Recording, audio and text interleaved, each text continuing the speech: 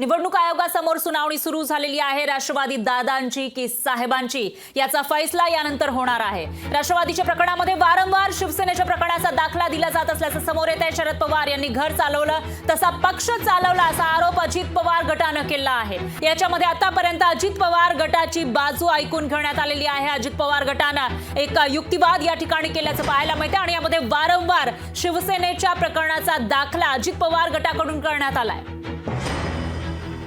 आणि यावर अधिक माहितीसाठी, विश्लेषणात्मक माहितीसाठी उज्ज्वल निकम ज्येष्ठ वकील हे आपल्यासोबत जोडले गेले आहेत.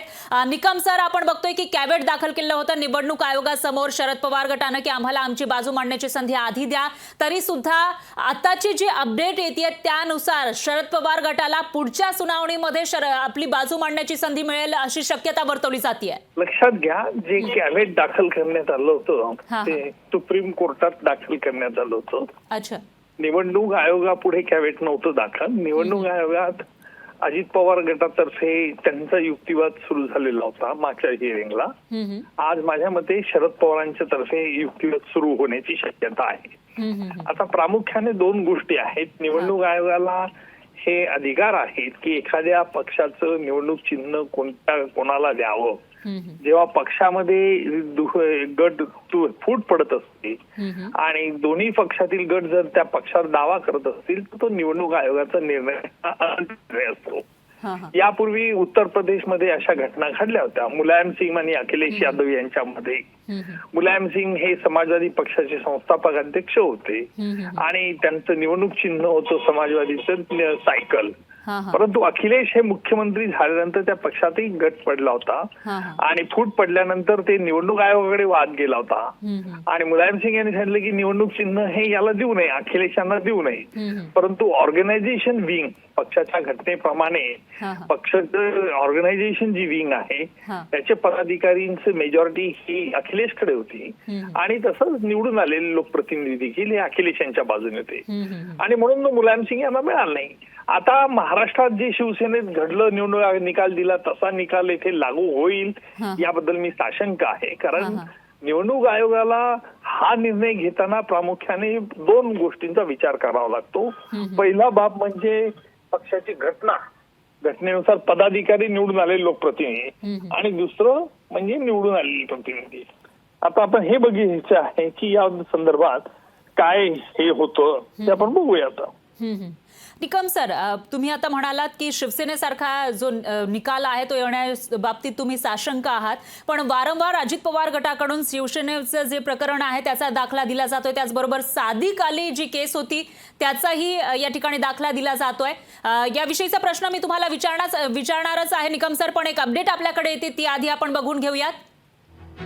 बऱ्याच वेळेपासून अजित पवार गटाचा युक्तिवाद सुरू आहे. मागच्या सुनावणीमध्ये सुद्धा अजित पवार गटाचा युक्तिवाद सुरू होता. शरद पवार गटाकडे 40,000 शपथपत्र असल्याचं अजित पवार गटाचं म्हणणं आहे. तर निवडून न आलेली व्यक्ती निवड करत होती असं सुद्धा शरद पवारांवर हल्लाबोल या ठिकाणी करण्यात आला आहे. आता जी सगळ्यात मोठी आणि महत्वाची अपडेट, ज्या पद्धतीने युक्तिवाद सुरू आहे त्यानुसार मोठमोठे दावे हे अजित पवार गटाकडून केले जात आहेत.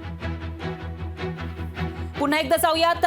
उज्ज्वल निकम सर, ज्येष्ठ वकील हे आपल्यासोबत जोडले गेले आहेत. निकम सर, मी तुम्हाला सादिक अली केस आणि याविषयी विचारणार होते, पण आताची जी अपडेट आपल्याकडे येते त्यानुसार शरद पवार गटाकडे नेमकी किती हे जे प्रतिज्ञापत्र आहेत किंवा किती हजार प्रतिज्ञापत्र आहेत याविषयी अजित पवार गट सुनावणीमध्ये सांगताना दिसतोय आणि त्याचबरोबर मागील सुनावणीमध्ये सुद्धा अजित पवार गटाचाच युक्तिवाद सुरू होता आणि आता सुद्धा दुसरा दिवस म्हणावा लागेल सुनावणीचा हा, तरी सुद्धा अजित पवार गटाचाच हा युक्तिवाद सुरू असल्याचं कळतंय. कुठल्याही राजकीय पक्षाची घटना ही त्या पक्षाचं बायबल असतं आणि राजकीय पक्षाच्या घटनेनुसार पक्षाचे पदाधिकारी म्हणजे जे संघटनात्मक निवडणूक आहे या मार्फतचे प्रतिनिधी कोणाच्या बाजूने जास्त आहे हे विचारात घेतलं जातं. किती हजार ऍफिडेव्हिट दाखल झाली याच्यावरती काही महत्व नसतं. तर निवडणूक आयोगाला राष्ट्रवादी पक्षाची घटना तपासावी लागेल आणि त्याच्यानुसार पक्षाचे सुरुवातीचे पदाधिकारी कोण, त्यांची नावं नोंदणी झाली आहेत किंवा कसं आहे आणि आज नक्कीच काय परिस्थिती आहे हे तपासावं लागेल. त्याकरता ती प्रतिज्ञापत्र असेल तर आणि नंतर निवडून आलेले लोकप्रतिनिधी म्हणजे एकाच्या याच्यावरती हे होऊ शकत नाही. जे शिवसेनेच्या बाबतीत घडलं तिथे पक्षाची ती घटना त्या घटनेमधला बदल हा निवडणूक आयोगाकडे नोंदणी झालेला नव्हता. म्हणून निवडणूक आयोगाने त्या पक्षाचे निवडून आलेले लोकप्रतिनिधी कोणाच्या बाजूने निवडणूक चिन्ह म्हणजे निवडणूक चिन्हावरती मग तो भाग विचारात घेतला होता. म्हणून आता इथे आपल्याला हे बघितलं पाहिजे की पक्षाच्या घटनेबद्दल निवडणूक आयोग काय म्हणतो.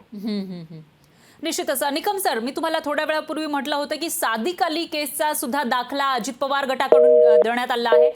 निकम सर यांचा फोन कट झालेला आहे, त्यांचा आवाज आपल्यापर्यंत येऊ शकत नाहीये. दरम्यान दोन्ही गटाकडून युक्तिवाद सध्या सुरू आहे.